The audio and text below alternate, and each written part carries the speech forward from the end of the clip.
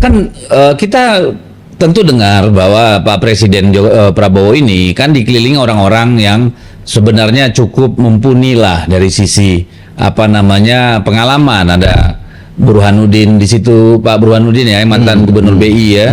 Ada Pak Sudrajat Djiwandono dan yang lain-lain. Banyak nama-nama keren di sana. Saya khawatir suara-suara mereka nggak didengerin gitu loh, ya kan? Oh, ya? Karena didominasi oleh orang-orang yang mencari kesempatan, ya, mencari opportunity, ya kan, di tengah-tengah di sekeliling Pak Presiden, sehingga suara-suara yang benar itu malah tidak sampai. malah nggak kedengeran sama suara-suara yang ramai yang mengerubungi beliau gitu. Itu yang saya khawatirkan gitu loh ya. Sebab kalau saya lihat kembali lagi, ini nggak ada satupun kebijakan yang benar gitu, sama sekali. Maaf ya tuh saya lihat ya.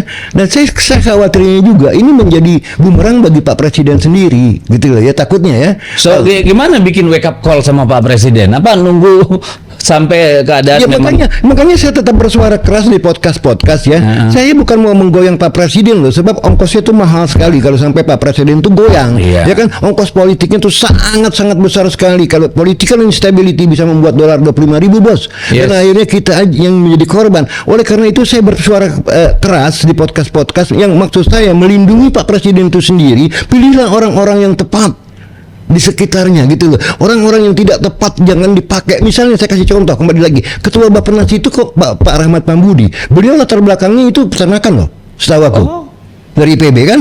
Ya kan? Bukan planologi atau studi pembangunan atau enggak, kan harusnya orang-orang studi pembangunan ya kan, ya ekonomi lah, gitu loh ya. Nah ini kan memberikan kesan sama sekali ya, ini kok kayak jadi serabutan aja naruh orang di kementerian gitu kan, menjadi menteri dan staf khususnya. Tapi walaupun dia misalnya tidak backgroundnya di situ, asal punya leadership, kan ini banyak teknokrat, birokrat yang ada di situ. Benar. Kalau memang kita mempunyai leadership, itu kan masalah tinggal gue tahu nih si A pandai ini, si B pandai itu, ya kan, kita sendiri nggak perlu pandai di situ, ya kan. Tapi kita tahu orang-orang yang pandai. Karena menteri political appointee ya.